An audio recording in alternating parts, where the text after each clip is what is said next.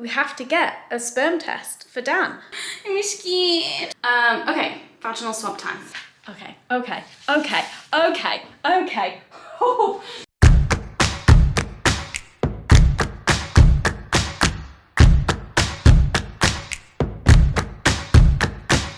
Hello, welcome back to the Hormone Diaries, where I have been documenting my fertility journey. You can watch previous episodes up here, but previously on the Hormone Diaries, we've been trying to conceive for a year. I did a whole Q&A episode about that and the feelings about that, waiting on an appointment with a gynecologist because I learned that I have polycystic ovaries, and we decided to crack on with getting a referral to a fertility clinic, which is what this episode basically entails. It's a lot of medical admin. As someone who also has a chronic illness and has spent a lot of time in and out of the NHS, in hospital, managing my health for all of my adult life, I understand the frustrations when it comes to medical admin. There is so much paperwork, there is so much self-advocating that is needed.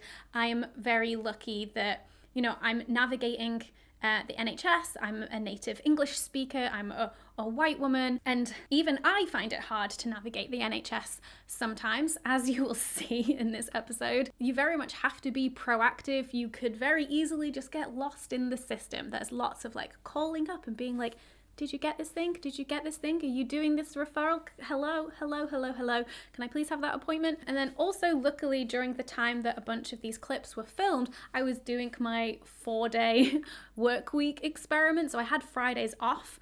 And so Fridays was a great day for medical admin. Fun times. I had flexibility to go to appointments and make phone calls and all of that kind of stuff. So yes, this episode is very much a navigating healthcare episode, and I just want to send lots of love to anyone who is on a fertility journey, but also anyone else out there with a chronic illness or a disability, or who has had any kind of health stuff, and the pain.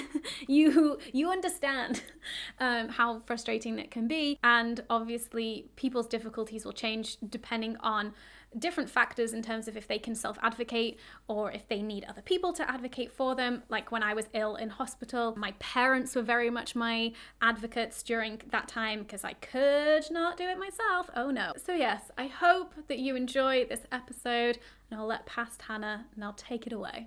So I had my phone call with my GP yesterday about getting the fertility clinic referral, and there's so many things that you have to do before you even get the referral. One, you can't be smokers. I understand why, but it's just you just can't access fertility treatment on the NHS if either of you, I'm not sure. Other things we have to do. We have to get a sperm test for Dan. Good job, we've already done that. Done.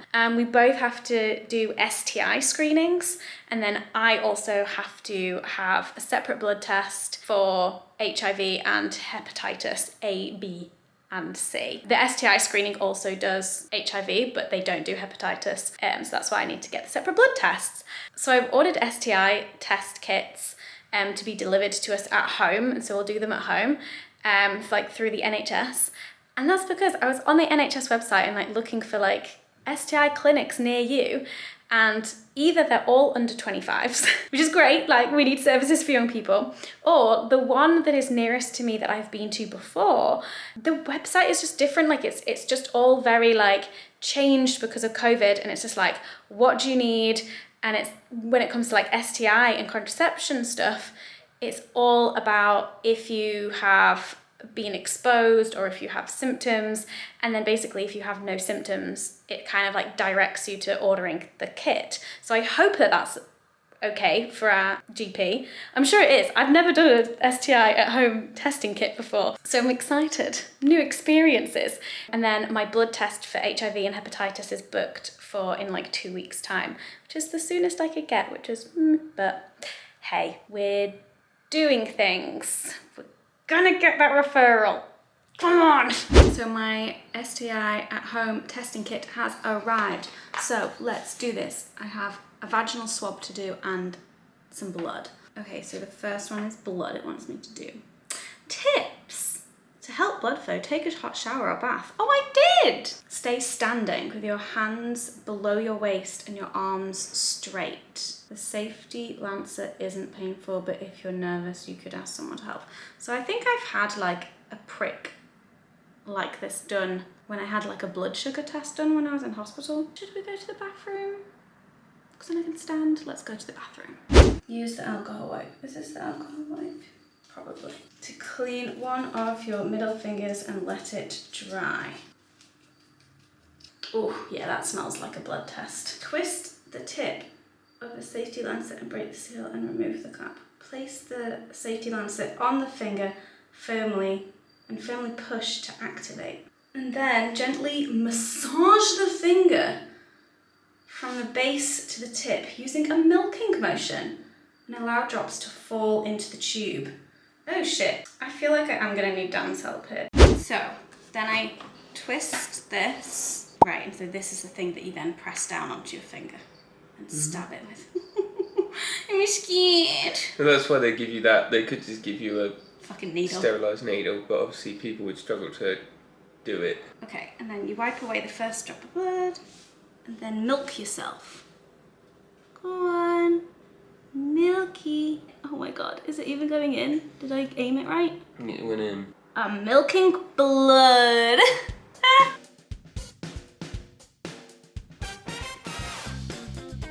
Oh, but I'm filling it up. Yeah. Oh, there's more than I thought in there. I think I'm at the 400 line. Come on, finger! You can do it! Let's not prick ourselves again. We can do it in one. Let's go. Come on, people. Come on, blood. I got it. Yeah? Are we on the line? You're on the line. Oh, wow. Look how bloody my finger is. Okay, blood. Turn the tube upside down 5 times. I don't know. You always see the nurses doing that, don't you? Anyway. Right, so then you go in this fancy little box. Right, now that was what I hope is the hardest part, and the easy part is going to be this vaginal swab. Carefully insert the swab half a finger length into your vagina. Oh, so nothing. Well, my fingers are really short. Now rotate the swab around the inside of your vagina 5 to 10 times. Easy. This is easier than a COVID test. Washing my hands to do the vaginal swab and my plaster immediately came off, so I've put a new plaster on. Okay, vaginal swab time. Half a finger. What do we reckon? Like up to there? Hoo-hoo-hoo! Right. You go in there and close tightly. There we go. We're done. Okay, now I've got to help Dan with his blood test. Me again. Hi. So we didn't film Dan's blood test because he didn't want it filmed, and I respect that completely, but I just wanted to say how different an experience it was. As you saw, it took me a solid 5 minutes to literally like milk blood out of my finger. Dan pricks his finger with the thing and it's just like blood everywhere. It's just like pouring out of him. Like there was so much blood. Filled up the thing very easily and just got it all over the table and all over his hand, like it was everywhere. So he's got better circulation than me, I guess. But it was very funny because we were not expecting that at all after my struggle getting all of that blood out. Just a quick update that mine and Dan's STI test results came back and it was all negative, which was as we expected. And so now just waiting for my blood test appointment, which is next week. I'm filming on my phone because my vlog camera is at the office, but I'm so excited because I just got a phone call from the hospital. I have got a gynae appointment. And it's next week. I don't understand. It's like you don't hear anything for months and they have no availability, and then they ring you and they're like, next week? Can you do an appointment in next week? Also, they rang me at like almost like 5 to 6 p.m. on a Friday. It's like right at the end of the week. Oh my goodness. I'm like, I'm buzzing. So yeah, I have an appointment with a gynecologist next week. So just a bit of context about this gynae appointment in case you've forgotten, because oh my goodness, it was so long ago. I was referred months ago to a gynecologist after I had my ultrasound where they found that I had polycystic ovaries. This is separate to the fertility clinic referral stuff. There's like 2 different appointment routes happening. in this video. And this was because when I found out that I had polycystic ovaries, my GP wouldn't refer me to the fertility clinic because we'd only been trying for 9 months at that time. And they were like, you need to be trying for a year in order to get the fertility clinic referral. So instead I'll refer you to the gynecologist. And so that's why we're doing the fertility clinic thing and the gynecologist. It's just all kind of happening at the same time. This evening, Dan and I watched this patient information webinar from this fertility clinic. Basically, we're kind of pursuing the NHS route still, but then also kind of seeing what the whole deal is if we were to go private. And I was just mentioning this in passing to somebody, and they were like, oh, this person I know is an embryologist at this fertility clinic. I can put you in touch. And that was great because honestly, no idea where to start in terms of like, well, there are so many fertility clinics, like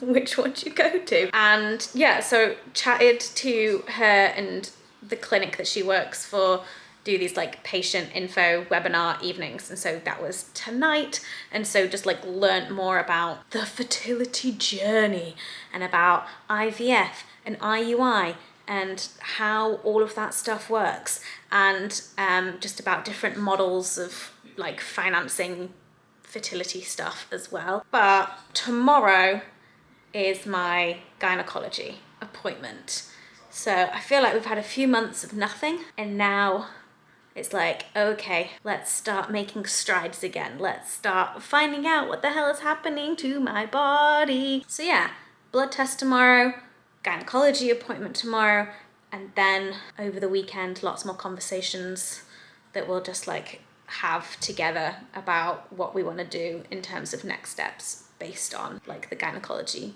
chat tomorrow. So we will see. Hopefully we'll have some more information soon. I'm heading off to my blood test. It is at the same place as the other ones, but I don't have to do the 40-minute walk because I have a bike now. So it's only going to take me 10 minutes to get there. Had my blood test. She took 4 vials. It was a lot of blood, and she said that I had a special one.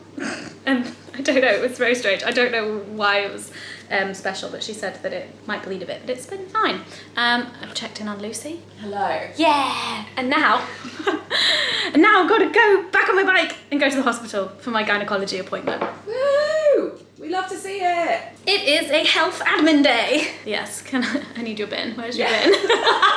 Well, basically, that was completely pointless because the gynecologist was like, you're in the wrong clinic. They should have referred you to the fertility clinic. And I was like, well, I tried, but I got this referral a few months ago and they said that I couldn't be referred to the fertility clinic because we hadn't been trying for a year. And then he basically said that because of like my previous abdominal surgeries and the PCO and everything, I wouldn't have had to wait a year for the fertility clinic referral because I have all of this other stuff going on that would have impacted my fertility. I don't know. So basically, we're just carrying on with our process of getting all of our tests done so we could get the fertility clinic referral. And also he said that the wait for the fertility clinic is like 18 months usually. So I honestly think we're just going to crack on with looking into private because my rectum is a ticking time bomb and I really want to try and have kids before, you know, my rectum decides to get super inflamed or they find precancerous cells and I have to get it all removed and then I can't have kids. So also I got really confused because he basically said that I have PCOS when the doctor said I had PCO, and he was basically saying that not everyone with PCOS exhibits all the symptoms, but he was still calling it PCOS. The only thing that I really learned that was like specific to me and my body is that my polycystic ovaries is on both of them, so I have like cysts on both ovaries, but I have no idea what kind. Like I learned more from Mama Dr. Jones than the guy who was there with my documents and with my scans. And I always feel like a bit of an idiot in those appointments of like if I ask too many questions, and I wish I'd pressed him more of being like, what kind of cyst do I have? Because I know that polycystic ovary syndrome, like from what Mama Dr. Jones said, it's like a specific way that the cysts or the follicles form around the ovaries. But he didn't explain any of that. And so now I'm like, do I have PCOS then? Does the difference even matter? This was very disappointing, having waited many, many months for this appointment to get some answers, just to make myself even more confused and just be told that I shouldn't have been referred there in the first place. It just it was a waste of my time, and also it's a waste of NHS time as well. But whatever, it's fine. We're moving forward. We're getting the fertility clinic referral through the NHS, but who knows how long that will take. And I think we're just gonna crack on with private because money we have, time not so much. Oh, thank you. I'm back at Lucy's to help her build some IKEA furniture to get out my frustration. I do not blame you at all. Also, another thing that I forgot to mention, that he said, because of my abdominal surgeries, and especially because I had the adhesions, so I had to have another surgery. Adhesions are basically scar tissue. So because he was like, it can create scar tissue, so they'll need to have a look at your uterus and your fallopian tubes to make sure that it's all working and there's no scar tissue blocking things. And I was like, cool. Yeah. Someone could have fucking mentioned this. I know. Well, because all of my consultants for my UC and my stoma and my bumhole stuff all were like, yeah, you should have no issues. You can still get pregnant and stuff. Obviously, they didn't know about my PCO or PCOS. Who knows? Who knows at this point? Right, let's build some IKEA furniture. Oh, okay. It's the morning, I'm very tired. Right, okay, a lot has happened. Has a lot happened? I can't remember where we're up to. We did a lot of our tests. We sent it all off to my GP, and my GP has referred me, or us, I don't know. Me, us, who knows, to the fertility clinic. Now, I'm very confused about a lot of things, but let's try and go in chronological order. So they've done a fertility clinic referral, and they have also written up a private referral letter, and that is to give to a private doctor if we decide to go down that route. So in this envelope is the letter referral for a private doctor, and also all of my test results. So things like all of the blood tests that I've done and my ultrasound, so I can actually look at my own results. I have no idea if I'll be able to understand them, but that's cool. Now, for the fertility referral thing, absolutely wild. I go and pick up the referral letter, which I assumed would be like the gynecology one, where it's if we don't contact you by this day, then you can call us. We will be in touch with a appointment for you. No. This referral letter literally just has my appointment on it. I have an appointment in October at the fertility clinic. That's 2 months away, less than 2 months away. That feels really soon in NHS terms. And also, it's just great that I have that date. I'm oh, I already have an appointment. I got referred and have an appointment on the same day. However, here's the weird thing. So the fertility clinic is at my local hospital. Great, easy for me to get to. However, I'd been referred by the other GP at my GP. So there's 2 doctors at my GP, and I've been speaking to both of them, and I think that's what's been confusing a lot of things, because I'm just I'll speak to whoever's available. So the other doctor was the one who did the gynecology referral, because they said that we couldn't do the fertility clinic referral because we'd only been trying for 9 months, yada, yada, yada. They said there isn't a fertility clinic at your local hospital, so I can either refer you to the gynecology department there, or I can refer you to the gynecology department at this other hospital that does have a fertility clinic. So then you can do an easy switcheroo. And so I was yeah, book me the gynae appointment at the other hospital so I can squeeze on in there at their fertility clinic. First off, had that gynae appointment, and they're you're in the wrong place. Go back to your GP for the fertility clinic referral. They can't do it directly. And secondly, I now have an appointment at the fertility clinic at my local hospital, so I don't understand. It's fine. It's behind us. It's in the past. Whatever mistakes were made. I have an appointment at the fertility clinic at my local hospital. And now I want to have a look at my test results. Okay, lots of information just about my general stuff, my prescriptions, which is basically all of my stoma supply stuff. The fact that I've had my 2 COVID vaccines, that's on here. How exciting. Rubella, not detected. Hepatitis, not detected. Diagnostic ultrasound report. Here we go, conclusion. Features of polycystic ovaries And then normal appearing uterus and endometrium. Part of me is normal. The uterus is anteverted and appears normal in size and shape, measuring, oh my God, I know my uterus measurements. Oh my God, 69 times 29 times 33 millimeters. Okay. Right, so 69 millimeters is 6.9 centimeters. So here, that's the longest measurement. Oh, tiny little uterus. And then by 29, oh my God, maybe I'll draw this on a piece of paper. I'm so excited. So I've only got 3 measurements, so I'm guessing this is gonna be like height, width, and depth. Right, so this is 69 millimeters. That line, you see that line? That's 29, and that is 33 millimeters. So here is my abstract drawing of my uterus to scale. That's exciting. I do not have like a good enough like engineering design brain to like go much further than just 3 lines on a piece of paper. The myometrium appears homogeneous. What does that mean? No focal fibroid lesion seen. Don't know what that means, but there's none of it, so maybe that's good. The endometrium appears thin and normal in outline, measuring 4.5 millimeters, and again, none of this focal lesion, whatever. Okay, so my endometrium is thin, but normal. Thin and normal. Where was I on my cycle at this point? When did I have this? This is like end of April. 29th of April was day 14 of my cycle. I didn't ovulate until around day 31 of that cycle. So maybe it was thin because it hadn't started like proper building up yet. Who knows? Who knows? Here we go. This is the size of my uterine lining. Both ovaries appeared slightly enlarged and they contained more than 12 follicles measuring less than 10 millimeters in diameter and a volume greater than 10 milliliters. Ooh, okay. I mean, that's still quite big. Like 12 of them on each ovary? In each ovary, I'm not sure. And then ultrasound features are typical of polycystic ovaries. Right ovary measures 11 cc in volume and left ovary measures 11 cc in volume.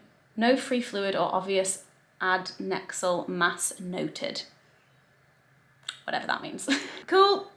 Happy days. So I now have a fertility clinic referral and I've got all my documents to give to a private doctor. Question is, do we crack on with that or do we wait for this? Do we wait 2 months for this appointment? That's a discussion to have with the husband. Okay, bye. I've just spotted something on my private referral letter, which is very confusing. It says, many thanks for seeing this 29-year-old lady and her partner in your fertility clinic. She has been suffering from PCOS. Have I? First of all, still very confused about if it's PCO or PCOS and all of that crap. But suffering, bit strong. I don't feel like I've had any kind of suffering. Frustration. I've only known that I've had polycystic ovaries for a couple months, so I don't know if I'm suffering from it.